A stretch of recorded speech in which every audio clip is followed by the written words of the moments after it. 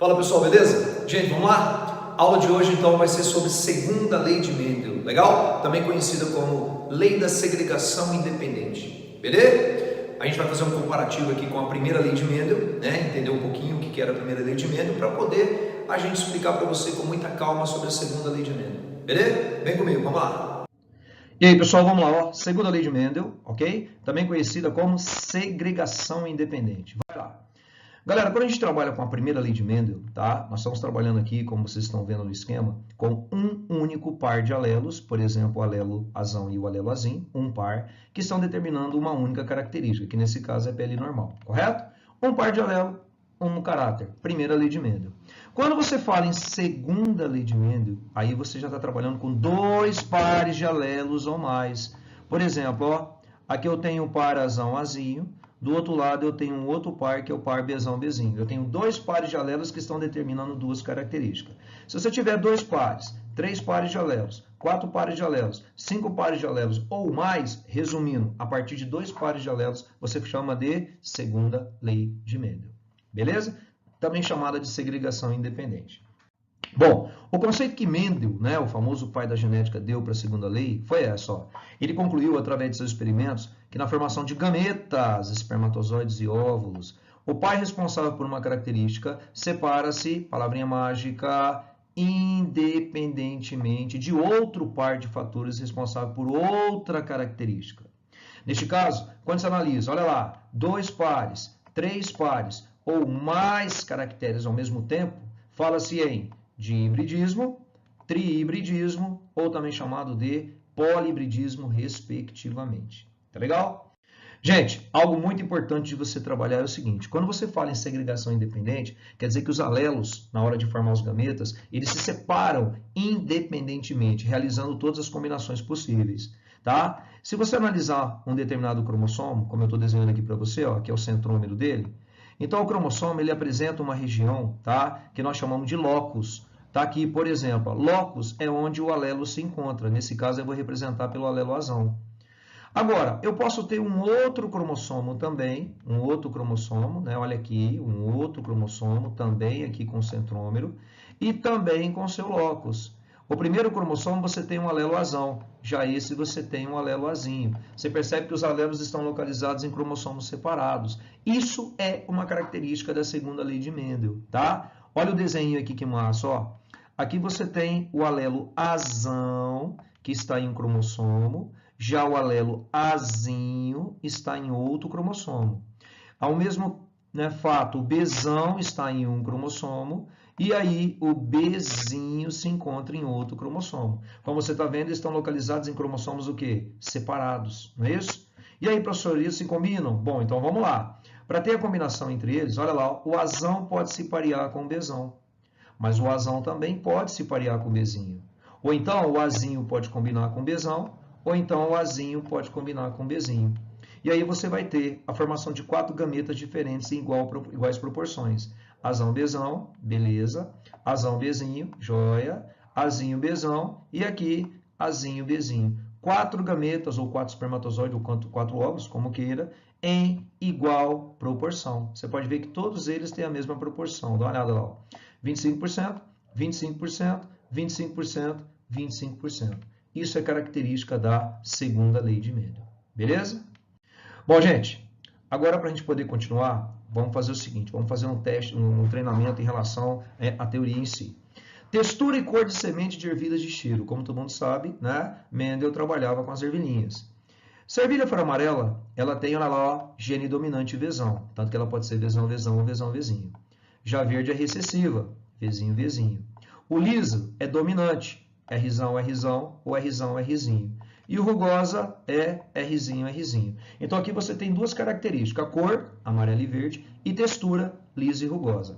Esses dados que eu acabei de te falar, você pode ficar tranquilo que as questões geralmente trazem para você. Você não tem que decorar quem é dominante ou quem é recessivo, correto? Então vamos lá. Como é que Mendel trabalhou?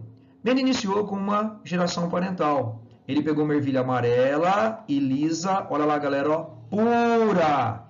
Amarela é Vzão, lisa é Rzão. Se ela é pura, então ela tem que ser o quê? Né? Ela tem que ser Vzão, Vzão, Rzão, Rzão. Do outro lado, nós temos uma ervilha verde e rugosa. Verde é recessiva, lembra? Rugosa também. Então, verde, Rzinho, Rzinho, Vzinho, Vzinho. Rugosa, Rzinho, Rzinho. Professor, o que a gente tem que fazer primeiro? Bom, galera, numa situação dessa, a primeira coisa que você faz é extrair os gametas. Então, vamos combinar. Vzão com Rzão, você vai ter um indivíduo Vzão, Rzão. Legal.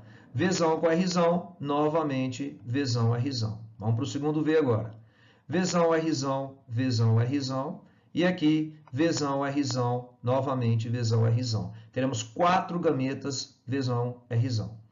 O outro indivíduo, você vai ter Vzinho, Rzinho, Vzinho, Rzinho, Vzinho, Rzinho, Vzinho, Rzinho. Então, nós teremos 4 gametas, todos Vzinho, Rzinho. E agora, professor?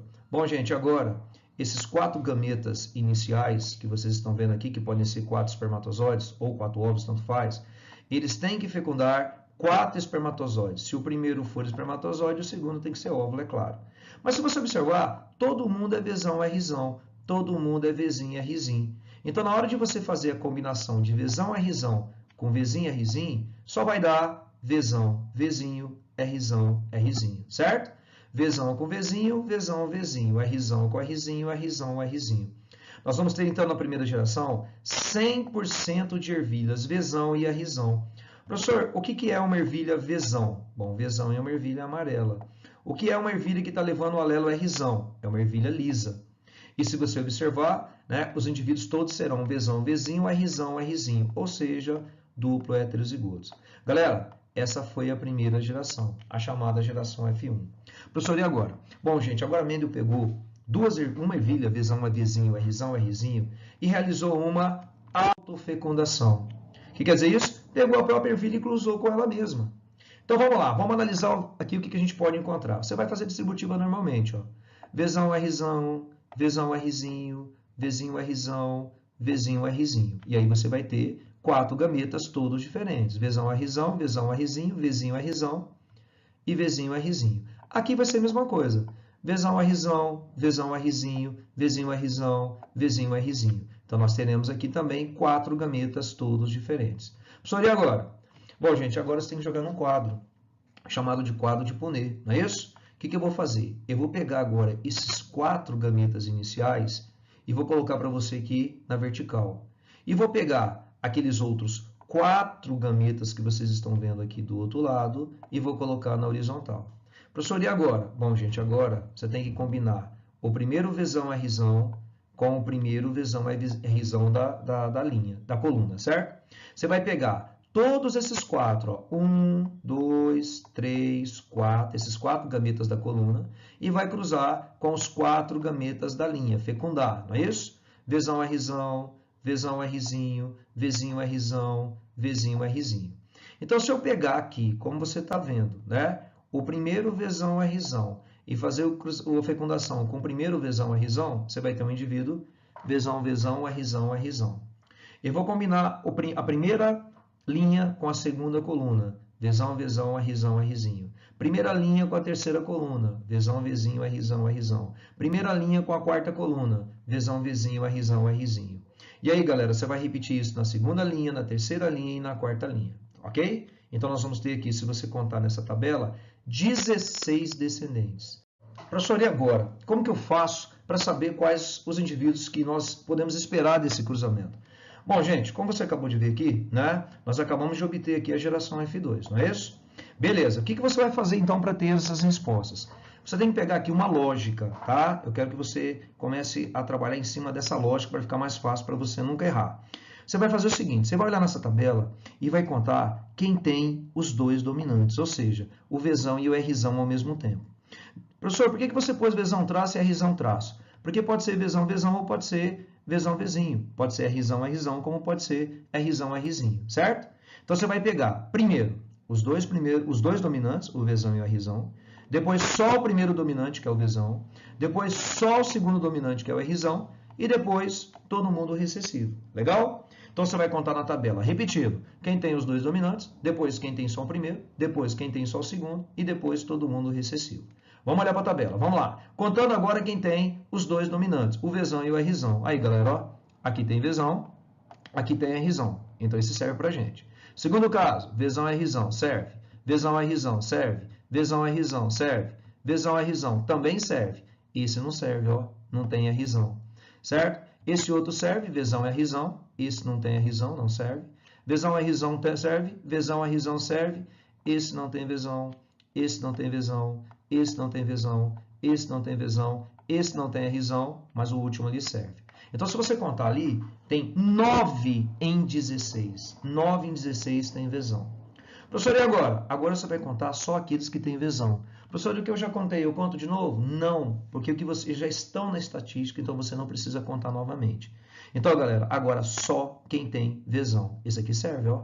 Ele só tem Vzão como dominante. Então, nós temos um caso, Vzão, certo? 2 casos, só Vzão. 3 casos, só Vzão. Apenas 3. Então, nós temos 3 em 16. Agora, só a galera que tem Rzão. Esse aqui serve, ó. Só tem Rzão como dominante.